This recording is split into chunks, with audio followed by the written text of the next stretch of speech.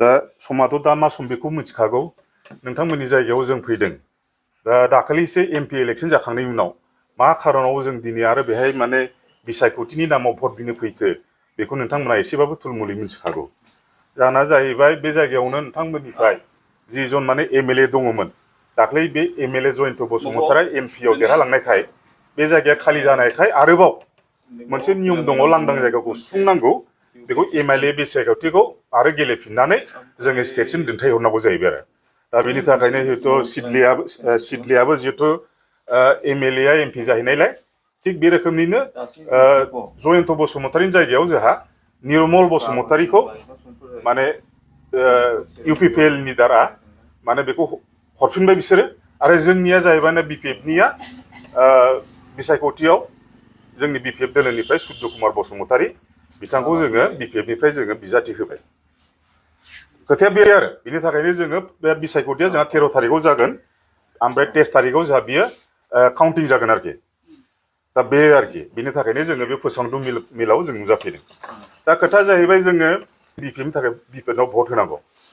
जोङो सिन्था खालामनांगोन जे जोङो बिपिएफ हिसाबै बिएलटिजों आन्दलन खालामनायनि उनाव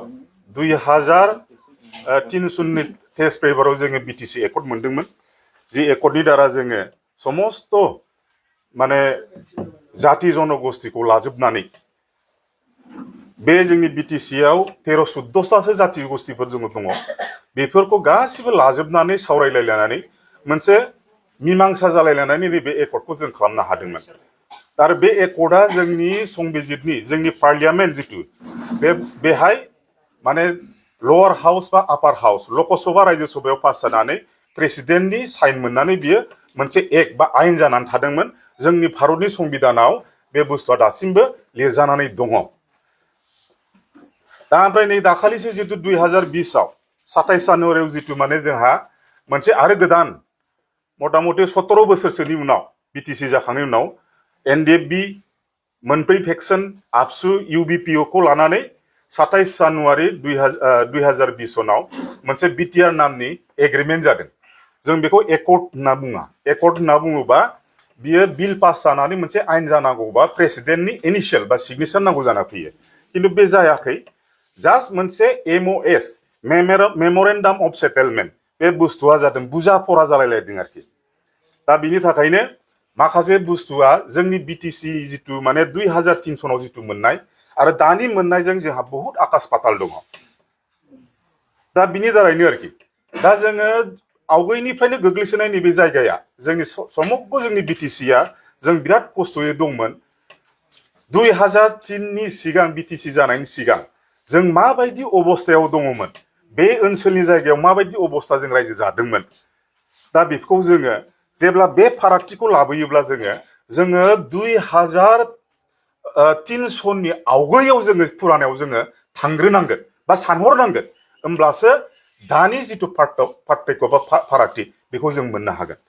जोङो नै दाखालि 2020 सनसिमाव जों जितिया सासन थादोंमोन जोंनाव जिहेतु दहायनो बुंखाबाय आङो जोंनाव जेबो गैयानोमोन लामा दालांनिफ्राय लानानै सिक्ता दिक्तानिफ्राय अनुष्ठाननिफ्राय लानानै आर्थिक जोंनि इक'नमिकेल जोंनि थानाय जानाय लोंनाय माबायदि अबस्थामोन जोङो बेखौ सिगांनि समखौ जोङो थांहरनांगोन बा जोङो सानहरनांगोन जों मा अबस्थायाव दिनै जोङो अनुभब खालामनो हायाखै दा जोङो जिहेतु माने 17 बोसोर जों रायजो जाबोनानै जिहेतु साबसिननिफ्राय साबसिन जाबोबाय दिनै बै समाव जों थांफिननानै जेब्ला सानहरो जों बेखौ बुजिगोन दा जों बेखौ सरासनस्रायै जों साननो हाया खिन्थु आजि 2020 सननि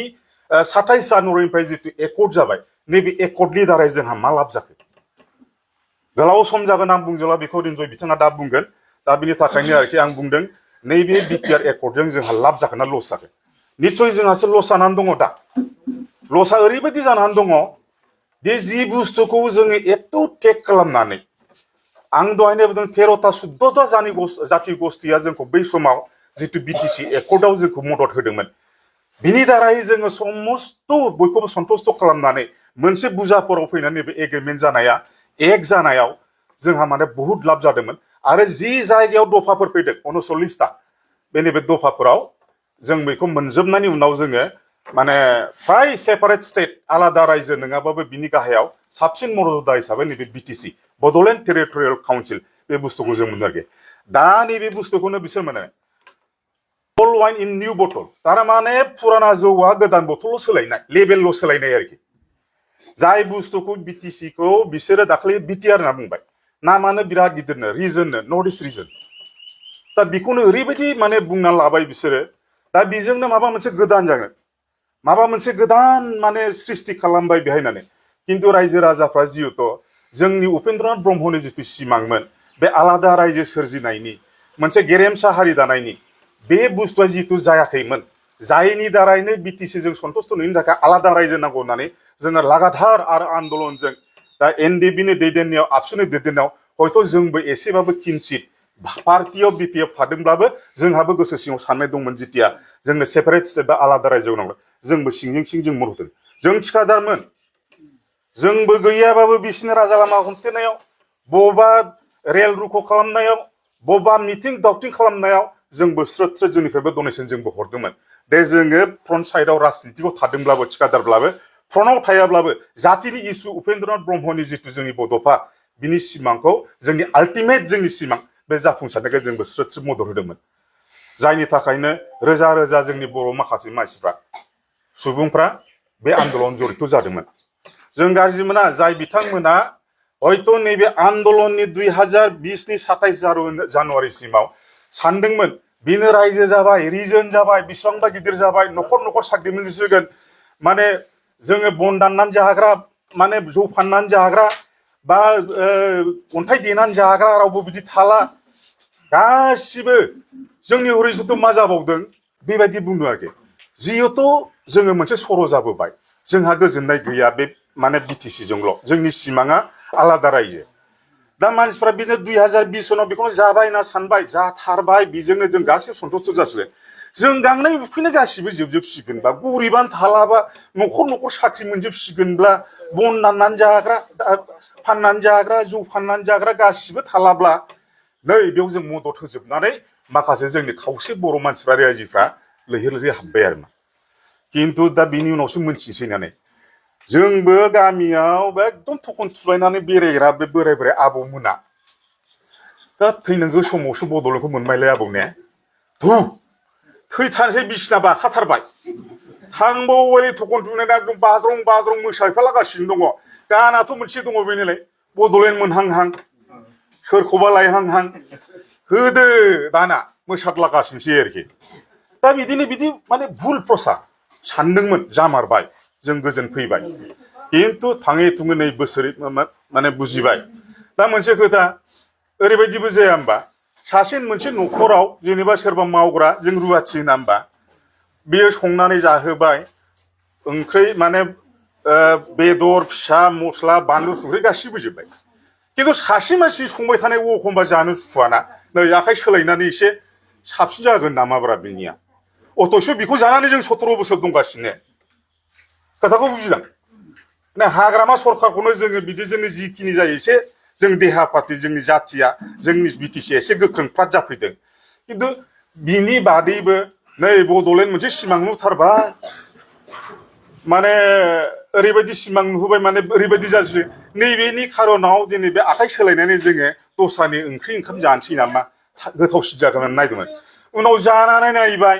2020आथ' थांबाय इलेक्सनबो जाबाय बिसोरनो सरखार दाबाय सरखारखौथ' मायदि मिथिखाया होमबा इलि हटेलसो ना होमबा जों 17 न'बो जोंखौथ' दाहोआखासै दाना उनाव मा जाहैबाय नै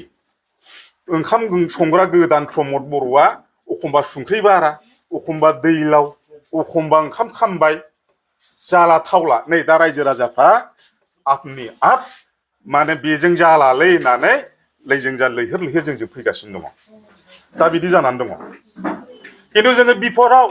जि जोंनि मोनखानाय जोंनि माखासे बुस्थुफोरखौ जों खोमाना लाना थांगासिनो दङ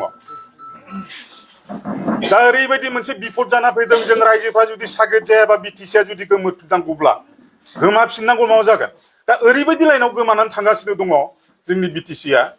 17 बोसोर सालायनायाव हाग्रामा महिलारि सार दैदेननायाव गुबुन हारिखौ जों सोरखौबा सोदोंमोन ना बे जोंनि जायगायाव सोदोंमोन रावखौबोथ' सोआखै दिनै सरखार दानो थाखाय गावसिनि उद्देश्यखौ हासिल खालामनो थाखाय गावसिनि सेल्फिश सिखाव बुद्धिखौ हासिल खालामनो थाखाय मा खालामबाय एकदम बिजेपिखौ लोब लोब सोनानै बिसिनि दाराय लोगो बानायनानै बिसोर सरखार सालायबाय दिनै बिसिनोथ' एसे जायगाल' मोननांगौ मोनसे भाषा गैया होमबा गसंनो मोनबा जिरायनो लुबैयो जिरायनो मोनबा उन्दुनो लुबैयो नै बेबायदि खालामै खालामै जोंनि बिटिसिखौ 17 बोसोर बेंनानै दोननाय लावखार बायदि सुखिदार बायदि बेखौ प्रमद बर'आ बे सासनखौ लानानै बिजेपिखौ सोनानै जोंनि जायगायाव ट्रेक्टरजों एवबाय थावाबो ट्रेक्टरनि खेथिया फोगासिनो दं सिंजों सिं पदमफुलनि बेगर जोंनि बारियाव फोजोबबाय बिसायख'थि जाबाय दाना गांग्रां केन्डिडेटआ होना जोब्बाय नाय ना बिपिएफ देरहाखै ना इउपिपिएल देरहाखै बिसोरसो सासन खालामगासिनो दङ किन्तु जों बिसिनि दारै जोंहा एथ' गोबाव आन्दलन खालामना मोननाया जों बिसिनि दारै जोंखौ मन'ग्लाबनो बिसिनि उद्देश्यआ जोंखौथ' मन'ग्लाबनायसो ना जोंखौथ' सेस खालामनायसो फिसा फिसा जाथिखौ धंस' खालामनायसो दा बे बुस्थुखौ खालामनानै जोंनाव दा साग्लोबफैजोब्बाय आं बेखौनो बुंदों जोंनिनो ट्रेक्टरखौथ' मिथिखाबाय थावाबो जोंनि ड्राइभाराबो प्रमद बर' जाहैबाय दा ओजोंहाय बिसिनि गासिबो हालौखांजोबनानै खेथिया फोगासिनो दं सिंजों सिं जोंनि बारियाव बे एवनायाव बेगरा पदमफुल बेगर दा बारजोब्बाय बारनानै उनाव नै देग्लाय बिसोरसो सावस हाबाय 2025 सनाव बिसोरखौथ' बाहायजाबाय 4 बोसोर 5 बोसोरा गावसिनि उद्देश्यआ जाबाय दा बिसोरखौथ' नांला बिसिनाथ' बेबहार खालामग्रा दङ प्रमद बर'बो जोबगासिनो जोंना लांदा दा 2025 सनाव मा खोथा बुंखो दाखालि नोंसोरखौ नांला जों आलदा गेलेनोसै थारमाने मा जाखो बेगरा फोनाया नै 40टा समस्ति जोंहा दङना बेयाव गासिबो केन्डिडेट लागायजोबसै थारमाने बेगरा गाजा बेरसिगोन एबार दा जुदि 40टानि गेजेरावबो जुदि बिसोरो केन्डिडेट होनानै जोंनि बिटिसिखौ जुदि सासन खालामोब्ला हा दा जुदि बिटिसिखौ सासन खालामो बिसोरनि उद्देश्यआथ' जोंखौथ' फोथांना दोननाय नङा जोंखौथ' बोरै राजनितिक भाबै जोंखौ सामाजिक भाबै जोंनि माबाखौ माने बोरै लोरजिया खालामनाय बिसोर उद्देश्यआ दा बे आरोखि दा बेखौनो मोनसे दङ शास्त्र बे ओरैबायदि सानदों थारमाने गावनो माने दावखाया ओरैबायदि सानदों आरोखि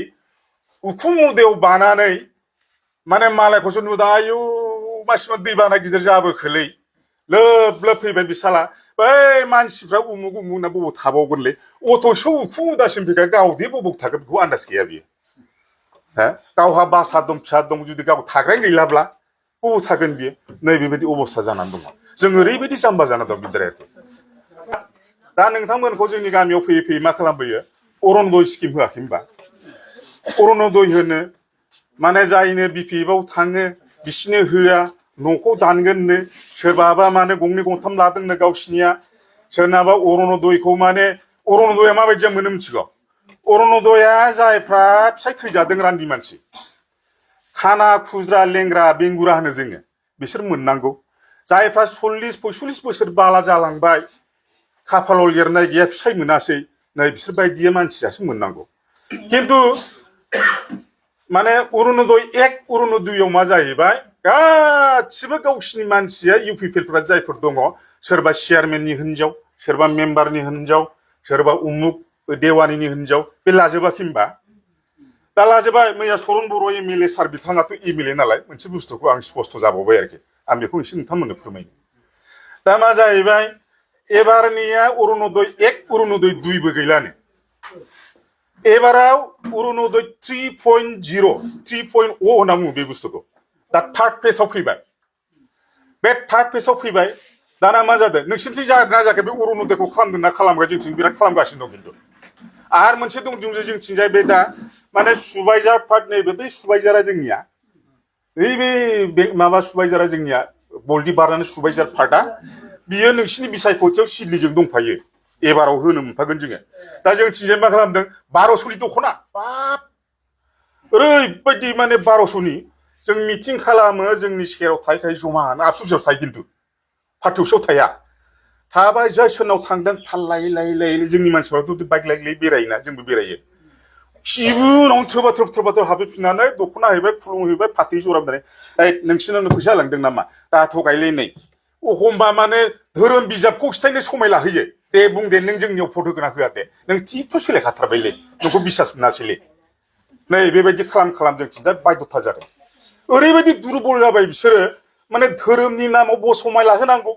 अरुणोदय होनानै जुदि माबानांगौ माने होआबा दानगोननो धमकी होबाय एक भाबै जोंखौ गणतन्त्र देशआव जोंखौ सिगि सिगि जाम्बा जाम्बिखौ आदाय खालामगासिनो दं दिनै जाम्बा खालामाखै होनबा एकदम निरुपाय जों जाम्बा जाम्बि जों गामियाव थाग्रा खुनु मते खामला मावनानै जाग्रा हाजिरा मावनानै जाग्रा नै दा माइ हानायनि बोथोर दा बे समाव जुदि जों मावाब्लानो जोंहा उदैया बुङा